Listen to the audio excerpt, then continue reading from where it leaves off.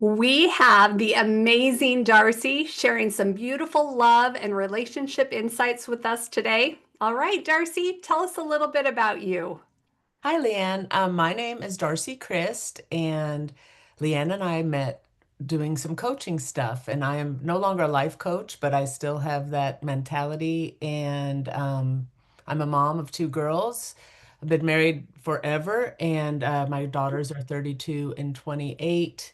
Um, I started doing stand-up comedy in the last year, which is kind of why I'm not coaching anymore. And my daughters and I just started a podcast together called Read the Room, a comedic podcast, hopefully. I love that. And I cannot wait to listen to that. And I love that you're a comedian now. Oh my Yeah, goodness, Darcy. So having exciting. fun, having fun. That is so cool. All right. Well, tell us, how do you incorporate love into your business and life, and how does that impact your relationships? Um, it's an interesting question with comedy. I think you have to love yourself to be able to do comedy and love people. I don't know. It depends. I love people. Um, and I was a stay-at-home mom. Kind of still am, but my kids are gone now. But I think to me, love is in everything I do because I just feel like that's kind of my foundation. It sounds really, I don't know, maybe Pollyanna, and I'm kind of a smart aleck.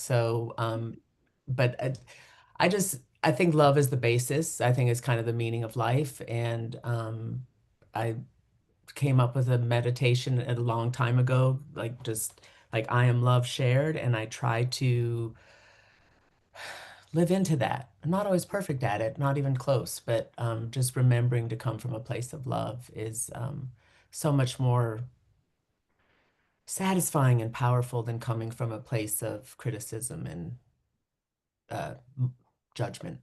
Yes, 100%. I love that. I am love shared too. That is so beautiful. And I know the times that I've been able to connect with you in person, like I can feel that love from you. And so Yeah. I really appreciate like that you radiate that, and that now you're doing it with the podcast and with comedian stuff and all of that things. Thanks so That's so much. cool. That's awesome. Yeah. All right. So tell us, what's something you love about you and why? Um, I love about me, what I think is kind of my superpower is I get embarrassed saying this stuff, but I'm going to say it anyway because I think this is my truth. Um, that I feel like I have my superpowers feeling connected with people. Mhm. And so I love that about myself. And I love, especially with my experience with a lot of therapy over the years and coaching and becoming a coach and doing my own work, is that I feel like I'm good at accepting people where they are Mhm. and holding space for them. And something I've come to in the last few years is that uh, there's nothing to fix with me, and not making myself wrong about having thoughts and feelings. And more recently, really being able to expand that to other people. So I'm like, okay, if there's nothing to fix about me, there's nothing to fix about him or her either. Oh, I love that. It just is so freedom. It's so freeing to be like, I don't have to do anything but love this person. Mm, And if I don't, I can walk away. mhm, But I don't have to, you know, tell them what they need to do about anything. So mhm. Yeah, because that basis of nothing to fix, and yeah. they Oh, get to be them, I get to be me. And if we are enjoying each other's company, great. If not, we don't have to, we don't have to be in it. exactly. Yeah. Exactly. Yeah. Oh, I love that you recognize that about yourself and love that about you too. That's beautiful. Thank you. Awesome. Thanks. All right. So I love talking about connections with others and ourselves. And I think the daughter-in-law, mother-in-law relationship is packed full of examples. So any thoughts about that relationship or anything really? I just, I had a wonderful mother-in-law. She was June Cleaver. Mhm. She's been gone for, over a decade now. I miss her. We were close, but we were not she was always very kind. I Mm, mean, there was no animosity. She was involved in our life, but not overly involved, that kind of stuff. But I was talking to a young person who is pregnant with her second child mhm, and her second boy. And she's like, I'm excited to be a boy mom. This is our last baby. I'm happy being boy mom. My one concern is that none of my friends who are married, including myself, have great relationships with their mother-in-law. mm. So it was just something. And I said, well, and I have my younger daughter has a very serious boyfriend who they will, she considers his mom and mother-in-law, and they have a good relationship, but they Mhm, grew up together. So it's just mm. interesting. Um, so I love this work you're doing, Leanne, because I think um, there's a, and I was fortunate. I did not have that animosity, but there's just work to be done in Yeah, accepting each other. I mean, and yeah, it's not just coming from the mothers-in-law, it's also from the daughters-in-law. So, um, right. I don't know. I just wanted to share that. I thought that was interesting coming from a 30-something-year-old perspective and wanting more, but not really necessarily knowing how to get there. Yes, yes. I love that. I love that you talk to her. And I think it is when we bring the conversation up saying, being a daughter-in-law or being a mother-in-law is tough. And here's the Hmm. things that I'm dealing with and noticing, yes, there's some people that have a beautiful relationship and there's a lot of people who don't and Hmm. struggle. And so figuring out how to navigate it. But if we keep it inside and never share anything, then it's hard to. Yeah, and there's so much, I keep saying freedom, but there's so much comfort, I think, or relief in just saying things out loud sometimes. You think, Mhm. to someone you feel safe with. Exactly. Exactly. So do you have any good jokes about mother-in-law or daughter-in-laws? That could be something for It's one not of your really a shows, joke, but huh? the one thing because my husband's nearing retirement age, and it's not really a joke about my mother-in-law, but something I learned from my mother-in-law was that retirement means half the money and twice the husband. And I'm like, I just don't find that incentivizing. Mhm. Mhm. Little something about us. But anyway, and that was not original to her, but and she shared that with me when her Uh, husband retired. I love it. I love So it. cute. Yeah, yeah. That's a whole Yeah. new way of dealing with, yeah, yeah, Yeah. having husband around a whole lot more. Yes, exactly. But I love it. Well, is there anything else that you'd like to share? And where can our audience go to find you and listen to your podcast? And if you have any comedian shows, anything like that you want to share? yeah. Well, I'm based in Dallas, Texas, so you can I've done a little traveling with comedy, but if you're in the Dallas Metroplex, check me out on Instagram. My name is Darcy Christ Comedy on Instagram, and my last name is spelled like Christ, so it's DarcyChrist Comedy.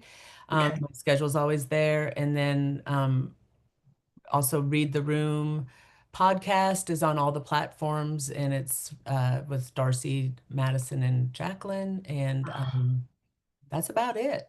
That's where you can find us. And um, we just started the podcast, and we just published our second episode this week, and it's been really fun having this project with my adult girls. Mm. We're close anyway, but it's just we're like if no one ever listens, it's something fun we're doing together, and it's been fun. We're kind of talking about like memories that I of my childhood, stories from my life that I think they know automatically because they're my daughters, which is not necessarily true. And then Mm. kind of talking about things that happened in their lives that happened a lot differently than I thought they happened. So kind of stuff like that. And we're kind of funny. So um I cannot wait to banter. listen. And what a great way to connect with your daughters. I Yeah. mean, I love that so much, Darcy, because Yeah. just, sharing things and memories and exactly like they're totally different from one person to another. Mhm. It's like, So, oh, that's not quite how that really happened. And yeah, and it's fun. My older daughter has also started stand-up comedy. So oh, people who like saw us interacting are like, your dynamic is as mother-daughter is kind of unique. So they're like, you need to start a podcast. I'm like, well, we got to get Jacqueline in this too, our youngest daughter, my youngest daughter, and Uh-huh. she's the funniest, and she's not doing comedy. So there, Well, we got to get you out to Georgia too, man. That's awesome. Or I need to come to Dallas and yeah, live, so that'd be cool. it'll That'd be be fun. cool. It's been a great, and I will say, on a personal level, starting comedy, stand-up comedy at 60 has been, it's added so much to my life because it's especially after COVID. Um, just I wasn't out in the world as much, with coaching and everything. I have a ton of virtual friends all over the country, but like getting out, Mhm. um, and like finding a community that's all kind of working on the same thing and has and we're all just kind of the right amount of weird, maybe. I don't know. But I it's love been really that. a great addition to my life in this stage. So it's been a lot of fun. I love that so much. Well, I think laughter, I've been learning a ton of stuff about nervous system things, and I think laughter can just help us regulate things and Mhm. calm us down and just the humor. So I love that you're sharing that with everyone. Yeah. That's so awesome. That is It's awesome. fun. It's been a lot of fun. But it's a vulnerability roller coaster, which is good.